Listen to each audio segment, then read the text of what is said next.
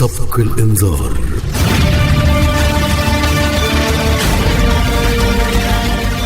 مع سبق الإنذار توجه عزة إسماعيل.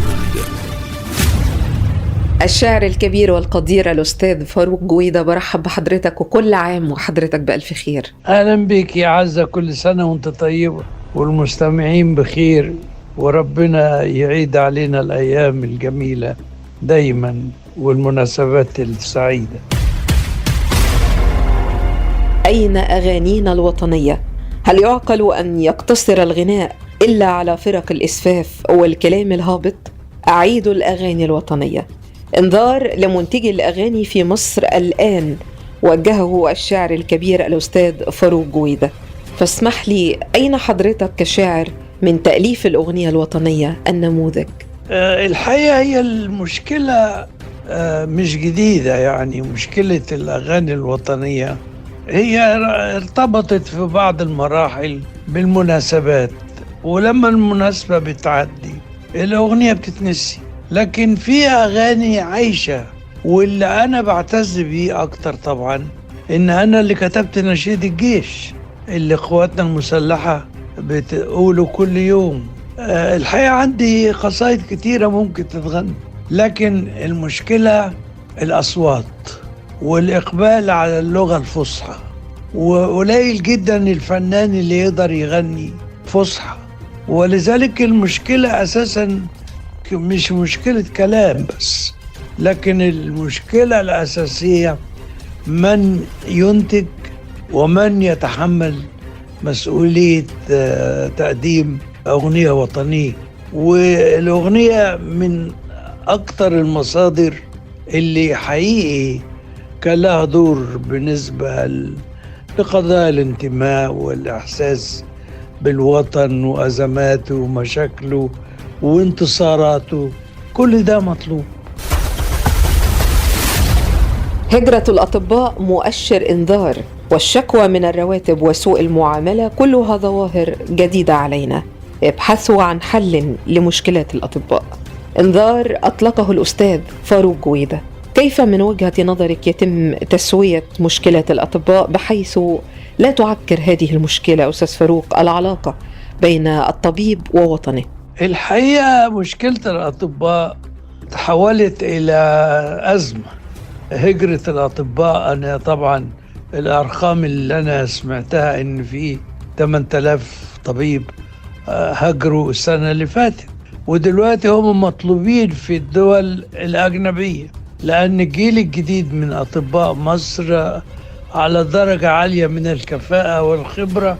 لكن أنا بشوف إن مرتبات الأطباء مشكلة، بشوف إن معاملة الأطباء مشكلة، بشوف قبل كده إن أنا ما أديش طبيب في الأرياف مثلا 2000 جنيه في الشهر، مواصلات، إيجار بيت وأكل وشرب. لابد أن يعاد النظر في مرتبات الأطباء وأسلوب التعامل معهم. دي مشكلة لابد أن تحل. الشاعر الكبير والقدير الأستاذ فاروق جويدة، أطلقت إنذاراً قلت فيه إن ما يحدث الآن في المنطقة بمنزلة الإعصار، وخطورته أنه متجاوز لكل الحدود والشعوب. فبماذا ينذر هذا الإعصار؟ العالم العربي بيعيش في محنة حقيقية، وخاصة اللي حصل في حرب غزة، إنه شيء وصل من التدني إلى هذا المستوى من تدمير الأرض والبشر والمباني وكل شيء. يعني دي مش عملية حرب عادية، لا، دي حرب دمار، وحصل فيها أشياء لم تحدث من قبل في تاريخ العالم. أو من أجل هذا الشاعر الكبير والقدير فاروق جويدة أطلقت إنذاراً آخر قلت فيه أن مستقبل الشعب الفلسطيني يكمن في أطفاله، وأن مشاهد الحشود للفلسطينيين العائدين إلى شمال غزة رغم دمار منازلهم بأنها مشهد من يوم القيامة. الحقيقة أنا يعني منذ حرب غزة وأنا طول عمري متعاطف مع القضية الفلسطينية. يعني أنا موقفي واضح، وكنت لا أثق في أي رغبة لدى إسرائيل في السلام. وده شعب همجي جاء واستولى على الأرض واستولى على كل شيء، وأصبح مصدر تهديد ليس للقضية الفلسطينية فقط ولكن للعالم العربي كله.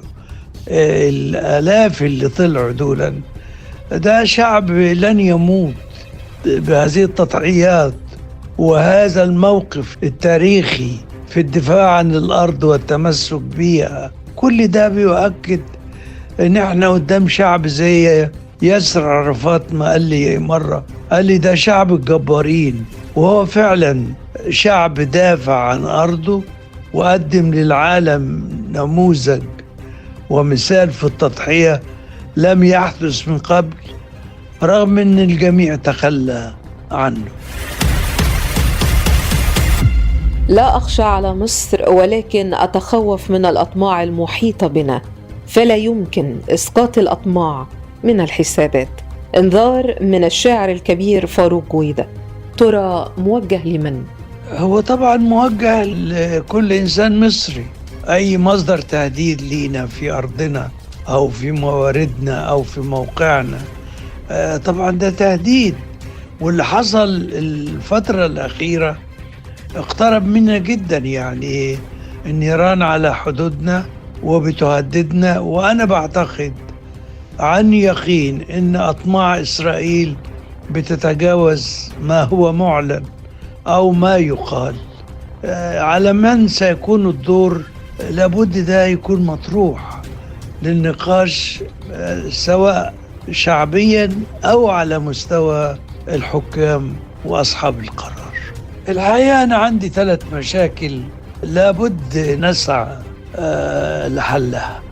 المشكلة الأولى هي مستوى الوعي، ومستوى الوعي يبقى الثقافة والفكر والإبداع. مشكلة تانية وهي الأمية.